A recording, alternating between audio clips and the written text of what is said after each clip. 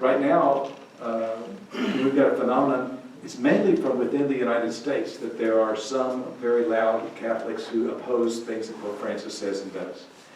You don't come across that hardly anywhere else in the world. But he says things that irritate some very wealthy and very powerful conservative Americans. And so you probably hear some of that in the news, that sort of a thing. But, you know, the truth is the truth, and the Pope's not going to change what he has to say just because some people don't like it. You know, one little saying that has served me well is, the only one I have to please is the Lord. And I think the Pope operates that way as well. Yes? Well, okay.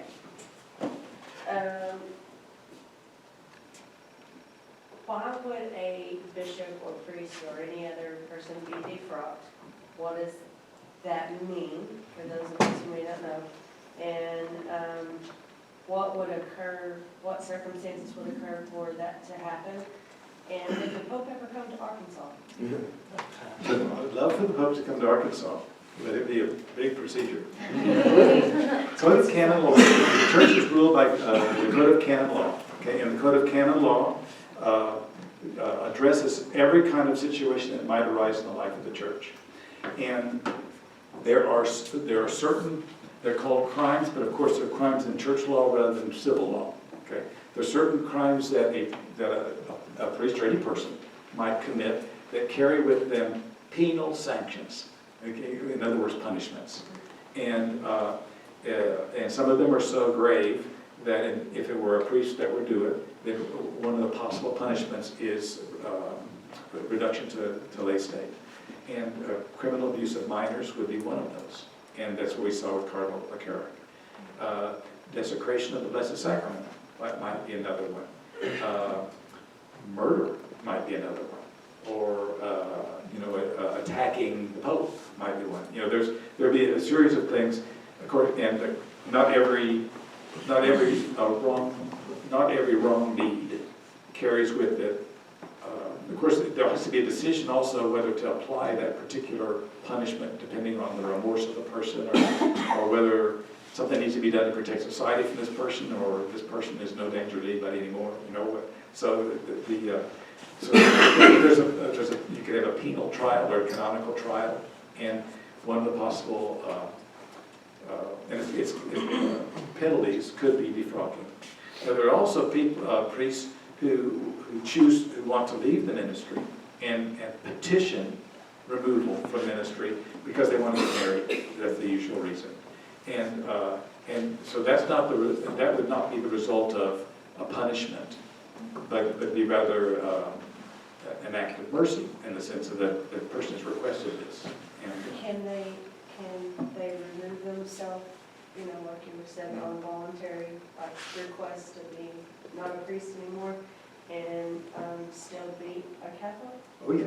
Yeah, in fact, if they go through the right procedure and are reduced to the lay state, they can marry.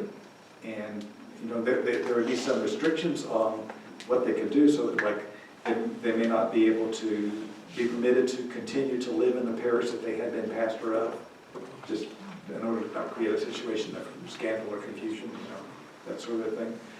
Maybe don't have permission to teach theology in a seminary because, you know, this is a guy that left the ministry, you know, and so we really want him to be the one forming our seminary, you know. So there could be some restrictions on it, but it'd be, you know, kind of in good standing.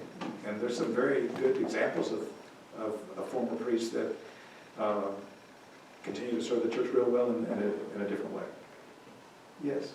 Why did Pope Benedict retire? You have to ask him that. I think he said, you know, he just didn't have the stamina for it anymore. You know, and he's an older guy, and there's a lot of pressured things. And I think, you know, he was a brilliant person, but I wouldn't call him a gregarious person. You know, and so I think he just felt like he had done what he could do, and there just needed to be somebody else. Yes. Can the Pope be wrong, or is the Pope Yes, right? the Pope is only infallible, meaning whatever he says is no possibility of error. If he speaks to a matter of faith or morals, ex cathedra, makes it very explicit that he intends to be making a statement infallibly. And that has only been done twice since that procedure was set in place, which was the definition of Immaculate Conception and the definition of the Assumption of the Blessed Mother. So the Pope can be in error otherwise. And of course he can sin, just like any of us can sin. Wasn't John Paul II's definition of the male priesthood one of those ex cathedra statements? No, it wasn't, but he said it in a way that he wanted to shut down discussion. Married priest. I know that we have one in Arkansas. So, Actually, 3, one's retired. okay. So, Father Jack Sadler, who was, his wife died, and then he went to seminary and became a priest. Yeah. So, the priests that are married, were they married and then went to seminary and became priests? Or were they, I mean, because they have to do something like that. There's a provision, if someone is a minister, ordained minister, initially of the Episcopal Church or Anglican Church, but that was extended to other Christian denominations, an ordained minister who converts to Catholicism, and is married, there's a possibility for him to become a Catholic priest, even though married, with the same proviso that should his wife die, he can't remarry. There's a informal, I guess you could say, because I haven't seen it written, 2 married priest limit per diocese. And of course, we got a third one that is now retired, and once he retired, then opened up the slot for that. But so we've got 2 priests, both of which are, one was a Anglican priest, Father George Sanders. The other one was a Baptist missionary priest, or minister, and he's in Charleston. So we're at the limit right now. So when the Pope or the Amazon Synod raised the question of whether they could have married priests under very limited circumstance in remote Amazon areas, it's a possibility. It's not doctrine that a priest cannot be married. It's church discipline, and the church can modify its discipline as it adapts to changing circumstances. I do not look for there to be a general opening to having married priests anytime soon. But of course, the Eastern rites of the Catholic, have you all studied Eastern rites of the Catholic Church? No. Oh, well, yeah, more to learn. In the Eastern rites of the Catholic Church, they have married priests, but no married bishops. The Eastern rites. What is the Eastern Rite? When the Orthodox broke away from Rome, there were a certain proportion of those people that stayed with Rome, and they continued to do things the way they had always done them, but were in union with Rome. And of course, those Eastern churches had married priests. Okay? So those Eastern rites, they're called the Eastern rites of the church, they're like 5% of the Catholics in the world, small number, but nevertheless, they exist, you know, and in fact, a lot of they do have married priests, and so there's that. And there are several Eastern Rite dioceses in the United States. What I said earlier about dioceses refers to Latin Rite dioceses. You know, the name of the church, our church is not the Roman Catholic Church. Our church is the Catholic Church, and we're part of the Roman Rite of the Catholic Church, with the Latin Rite of the Catholic Church, because there are Byzantine Catholics, there are Maronite Catholics, there are Melkite Catholic, there are Syro-Malabar Catholics. All those Eastern rites are also Catholic, but they're not Roman Catholic. Okay? So the church itself is the Catholic Church, and we are the Roman Rite of the Catholic Church, the Latin Rite.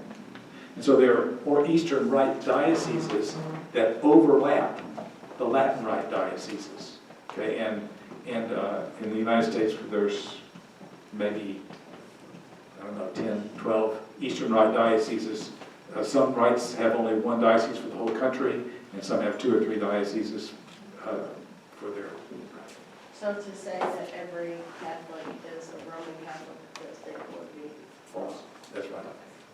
speak to the Pope? Yes, they all Or answer. answer to the Pope? They all answer the Pope. Some, there are cardinals among them, among the Eastern rites. They're kind of like we're describing the Latin Rite group up in Cabot. You know, they have all the same beliefs as any other Catholic, but their manner of practicing the faith is their own. And the Eastern rites are the same thing. Yes. This is kind of off subject, but Father John shared with us his faith story and how he kind of got to where he is today. And like, how long have you been a bishop and I've where been are you bishop. from? And Okay, well, Little bio. what's your mom's name? No.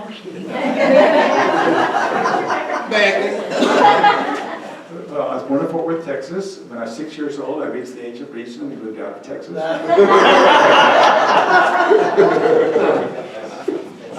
I was raised in Ponca City, Oklahoma. Have you ever heard of that? Okay. I was raised in Ponca City, Oklahoma.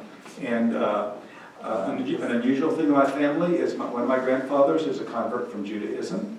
And one of my grandmothers, grandmother on the other side, is a convert from Protestant church in East Texas. My grandfather, he lost 20 first cousins in the Holocaust. And his wife, my grandma, she had cousins in Germany who fought in Hitler's army. And so there's that. And then my dad's side, they were from the United States early on, 1600s, the Taylors. The Taylors were English Catholics, but actually they were Protestant. They came here and they turned Catholic in the United States. And my dad was English Catholic and Irish Protestant. And my mom was German Catholic and Polish Jewish. And so I was raised in a family where there was, we were raised very, very sincere Catholic home. But of course, it's not that common to have relatives that are Jewish, and we didn't see them very much, but nevertheless, raised in Ponca City, Oklahoma, went to University of Oklahoma for 2 years, entered the seminary, third year of college, went to St. Meinrad Seminary in Indiana, completed my college there, was sent to Rome, and was a student in Rome for 4 years at the Gregorian University, and was ordained in 1980. Served as a priest in Oklahoma for 28 years before coming here as bishop. 4 years into my time in Oklahoma, 4 years into my priesthood, I was sent to Fordham in New York City and got a doctorate in biblical theology. So I got that advanced degree. I then was named bishop of Little Rock in 2008. Been bishop here for the last 11 years. My ministry as a priest from the very beginning was in both English and in Spanish, so from the very beginning, and so I've been very familiar in both communities and try to serve everybody as well as I can. So, kind of going on your bio, I need to get a second opinion. So Father Marconi said that he doesn't mind kids in the Mass. What do you think? I want kids in the Mass. Well, I don't know, we're gonna go start a forward pew and maybe take her out if we need to and look in good shape. I don't know, it may work. He's worried about child disrupting the people around him. Yeah. Not voted that.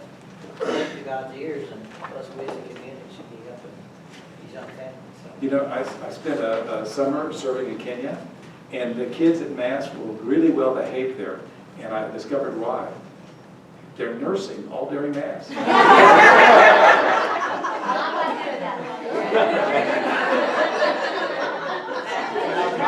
days are over. So since we're asking personal questions, do you wear a scapular? If not, why? I never liked having things hanging on me. In fact, none of the men in our family did. And so this ring here is the first piece of jewelry I've ever worn as bishop. You know, so and no scapular, no medals, all that stuff. Let's go for that. Okay. Yes. I would like to go back to the Eastern rites for a second. Can you go, like, let's say you're in a place and it's Sunday, and there happens to be an Eastern Rite church, and you're like, oh, I've never been to one, let's go see what it's like. Does that count as your Sunday obligation? If it's an Eastern Rite Catholic church, you go to communion. Oh. It counts as your obligation. It's the same church, same set of beliefs. But you go to communion, you go to Cabot, you go to communion there. You know, and of course you would do things according to the procedure of that community. So if you go to Cabot, you're gonna kneel down to go to communion, okay? Because that's the way things were done, and so you, respecting, women would cover their heads if you go to Cabot. You go to an Eastern Rite Catholic church, you would do the things that they do, but yet you do it. At the bishops' meeting that I'll be going to next week, they always have one or two of the services that are done by one of the Eastern Rite bishops, and they got a little thing to follow along, and we follow along and do it. So it's valid. Am I supposed to stop at some point? I guess, break. A little break. We got another- Okay, now, We're all right. oh, should I tell you about Saint? Can, I was gonna, they have a dessert back here. Yes. You have a little break for dessert. Oh, and then you do the same thing after that? Yeah. Okay, so you're going to break for dessert?